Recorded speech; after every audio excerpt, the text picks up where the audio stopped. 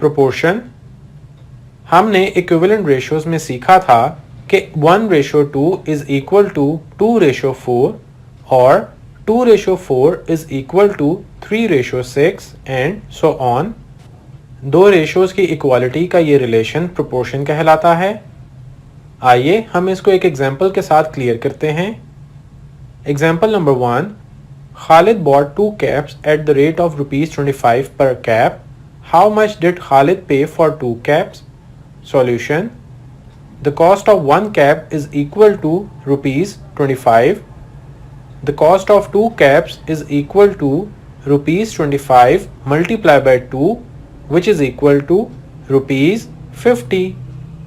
We can write it as caps 1:2 is equal to cost 25:50.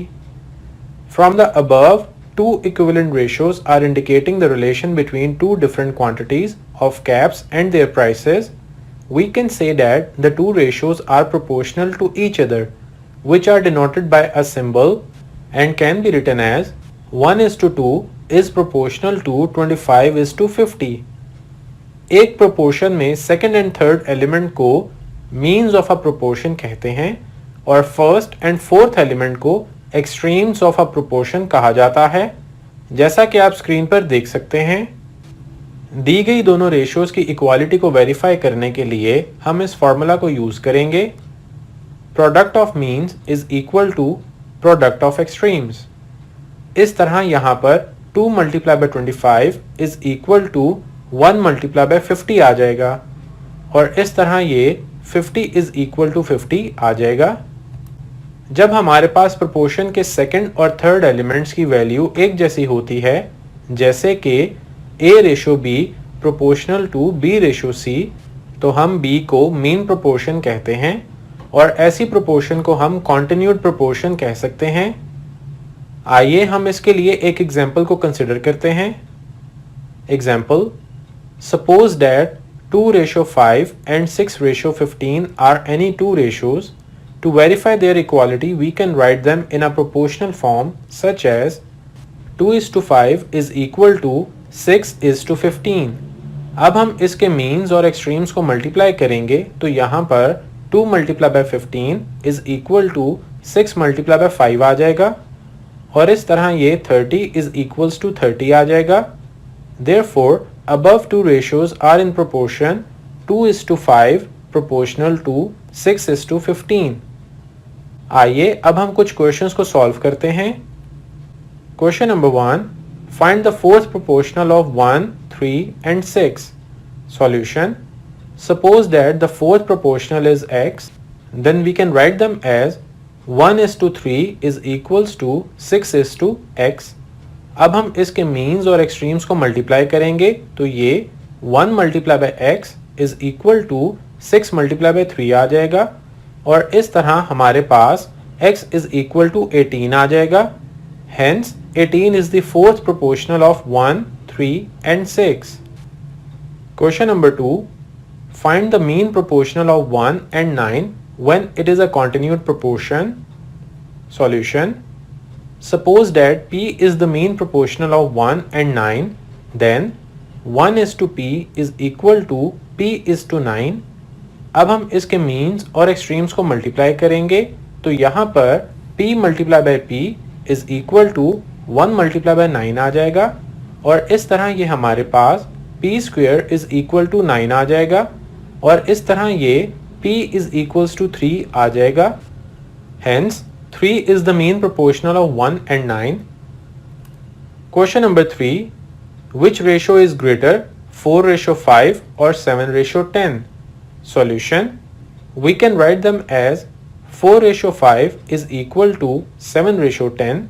अब हम इसके extremes को मल्टीप्लाई करेंगे तो यहाँ पर 4 multiplied by 10 is equal to 7 multiplied by 5 आ जाएगा, but 40 greater than 35, so 4:5 is greater than 7:10. आइए अब हम अपने नेक्स्ट टॉपिक की तरफ मूव करते हैं। Direct proportion. एक जैसा रिलेशन जिसमें एक क्वांटिटी के इंक्रीज या डिक्रीज होने से दूसरी क्वांटिटी भी इंक्रीज या डिक्रीज हो, उसे डायरेक्ट प्रोपोर्शन कहते हैं। अब हम इसको मज़ीद समझते हैं।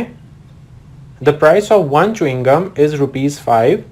What is the price of 2, 3 and more chewing gums? We can find the prices of different quantities at the same rate that can be shown by a table given below.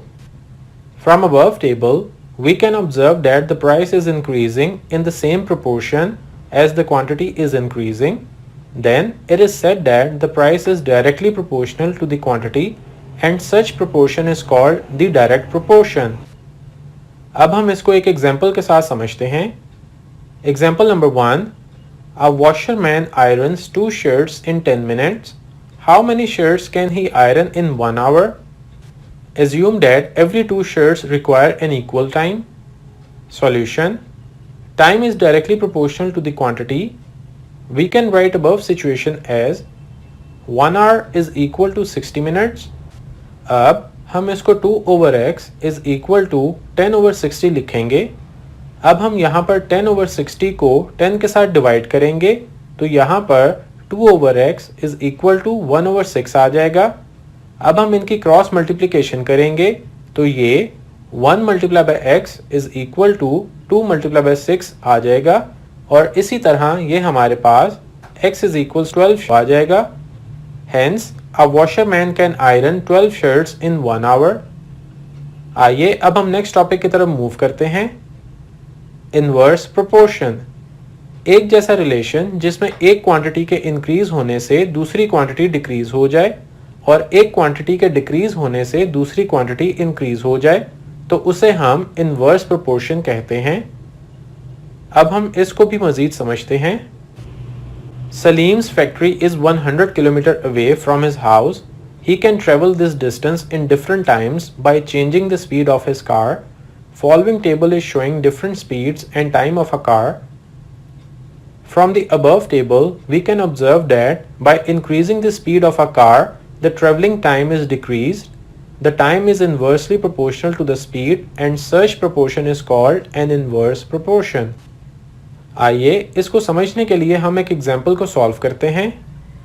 Example number 1, A project can be completed by 150 workers in 40 days, but project manager brought 30 more workers after 16 days. In how many days will the remaining work be finished?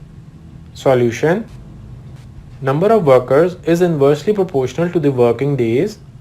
Number of workers is equal to 150 workers. 150 workers can finish work in is equal to 40 days.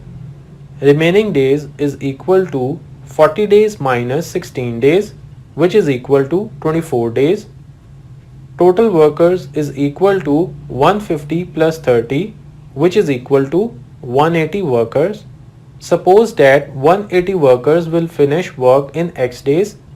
अब हम workers और days को इस तरह से लिखेंगे। इस तरह ये हमारे पास 150/180 इज इक्वल टू x/24 आ जाएगा। अब हम इनको क्रॉस मल्टीप्लिकेशन करेंगे तो ये x multiply by 180 is equal to 150 multiply by 24 आ जाएगा। अब ये 180 इक्वल की दूसरी साइड पर आकर डिवाइड हो जाएगा। अब यहाँ पर ये वाला 0 इस 0 से कट जाएगा और 18 को 6 के साथ डिवाइड करेंगे तो यहाँ पर 4 और यहाँ पर 3 आ जाएगा। अब हम 15 को इस 3 के साथ डिवाइड करेंगे तो यहाँ पर 5 आ जाएगा और इस तरह 5 और 4 को मल्टीप्लाई करने से हमारे पास 20 डेज आ जाएंगे। Hence, 180 worker will finish work in 20 days. तो स्टूडेंट्स, ये था हमारा आज का लेक्चर। उम्मीद है कि आपको ये बहुत पसंद आया होगा। अगले लेक्चर में आपसे मुलाकात होगी। तब तक के लिए अल्लाह हाफ़िज़।